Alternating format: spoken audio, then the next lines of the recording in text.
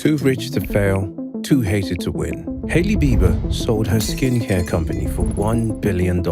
It should have been a universally praised achievement. A young woman building a brand from scratch and exiting as a billionaire. But that's not what happened, because in the eyes of the public, the billion didn't validate her. It exposed her. It gave people another reason to tear her down, not build her up. The narrative didn't shift in her favor. It hardened against her. Her husband barely acknowledged it. Social media flooded with memes, side-eyes, and comparisons to other women, especially one in particular. Comment sections weren't filled with congratulations, they were filled with snake emojis. This wasn't just a cold reaction, this was a cultural rejection. And it raises one brutal question: what's the point of winning if nobody respects how you got there? The deal was real. Rhode was acquired by e.l.f. Beauty for a reported $600 million in cash, $200 million in stock, and a performance kicker that could push the total value to $1 billion. Hailey retained creative control and a leadership title. It was everything a founder could want except public support. While beauty insiders praised the brand's performance and scale, fans were watching a different story unfold. One where Hailey's husband, the most famous person in her orbit, didn't seem interested. No public statement, no celebratory post, no shared moment, just a photo dump on Instagram, a blurry carousel that looked more like a mood board than a message. No mention of the billion, no nod to the brand, no recognition of the milestone. It didn't look like a proud husband.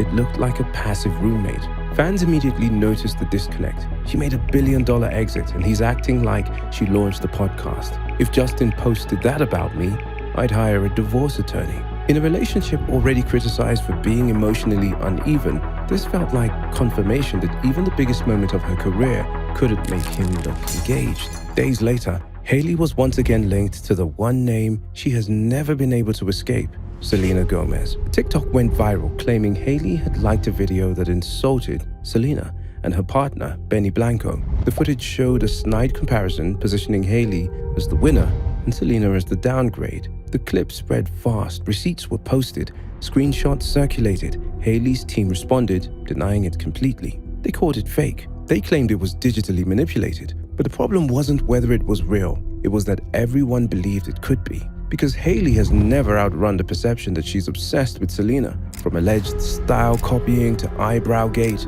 every action she takes is filtered through a lens of envy. And it leads to one relentless idea, that even with the ring, the brand, and the money, Hailey still feels like she came in second. The comment sections weren't subtle. Imagine marrying him and still losing the public to his ex. She could buy the moon and they'd still chant Selena's name. It wasn't about the post, it was about the pattern. And that's what keeps coming back to haunt her. If the TikTok wasn't damaging enough, a new YouTube docuseries added fuel to the fire. A content creator released a 7-part video series titled The Truth About Hailey Bieber. It accused her of stalking Justin Bieber during his tours, faking her way into social circles, and leveraging family connections to orchestrate their eventual marriage. No formal sources, no verification, but it didn't matter. Clips from the series exploded on TikTok. Old red carpet footage resurfaced with new captions, new context, and the same conclusion. She manifested him like a predator, not a partner. This wasn't fate,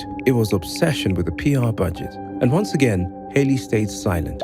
No statement, no lawsuit, no counter video, because the more she denies, the more desperate she looks. And the more she ignores it, the more people assume it's true. That's the trap, and she's stuck in it. Then came the moment no publicist could spin. Rolling Loud, Miami. Justin Bieber makes a surprise appearance, and the crowd starts chanting, F Hailey Bieber. Loud, repetitive, public, and most importantly, documented. The clip racked up millions of views.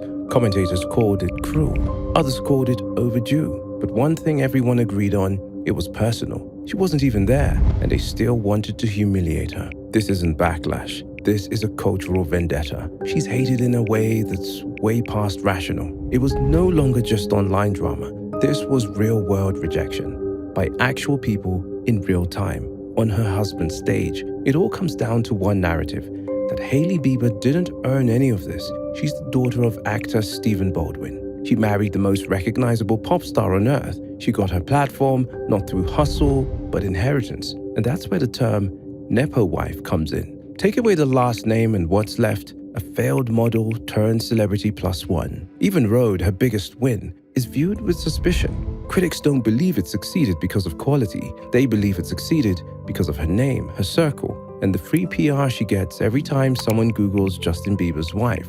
It's the paradox. Her brand only exists because of her connections, but because of that, it will never be respected. Behind the scenes, Hailey reportedly hired Cardi B's defamation lawyer, Lisa Moore, the same attorney who won a $4 million judgment against YouTuber Tasha K. The reason? She's allegedly preparing to sue creators who spread false claims, especially around the stalking narrative. In theory, this sounds strong. In practice, it sounds like desperation.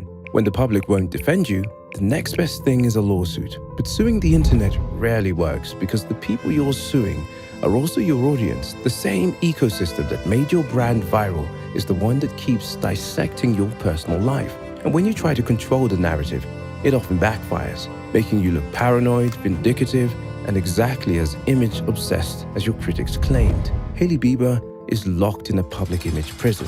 Say nothing, you're hiding. Say something, you're gaslighting. Fight back, you're unhinged. Every option comes with backlash. Every silence invites more noise because the truth doesn't matter anymore, only the version that people like best. And unfortunately for Hailey, that version isn't flattering. Hailey Bieber is not going away. She's rich, she's powerful, she's legally protected, and she's still married to one of the biggest celebrities alive. But what she is permanently distrusted. She's the woman everyone loves to speculate about, but never root for. The brand everyone tries once, but rarely stays loyal to.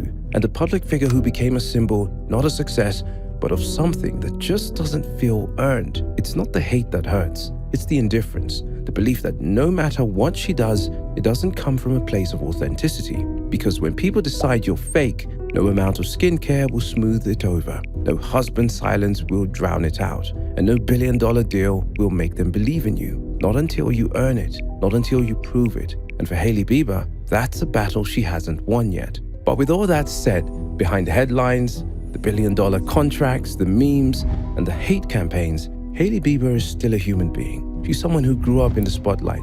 She married young. She launched a brand in a market designed to tear people down the moment they rise up. And yet, despite relentless criticism, she shows up. She works, she builds, she tries. It's easy to dismiss her as just another Nepo baby or influencer turned businesswoman. But the narrative conveniently ignores how much pressure comes with being scrutinized for every facial expression, every outfit, every click, every rumor, true or not. Because if you think about it, no matter how you feel about Hailey Bieber, no one deserves to be publicly shamed at a music festival. No one deserves to be hated simply for existing next to someone the internet used to love. And no one, billionaire or not, deserves to wake up every day to strangers telling them they'll never be good enough. Hailey's not perfect. She's made mistakes. She said things and done things that didn't help her case, but so was everyone else. At the end of the day, Hailey Bieber isn't a villain. She's just a young woman trying to make her own way in a world that decided long ago they didn't like her and have been looking for reasons to keep it that way ever since. Maybe it's time to stop treating people like characters in a drama we're entitled to direct and start remembering that no matter how rich or famous they are, they're still human. And humans, all of them, deserve a chance to be understood. And yes, even liked, even respected. All right, that's it. You made it to the end. Congrats. You officially have great taste in content. Smash that like button like it owes you money. Subscribe so I can keep pretending this is my full-time job, and ring the bell or I'll cry.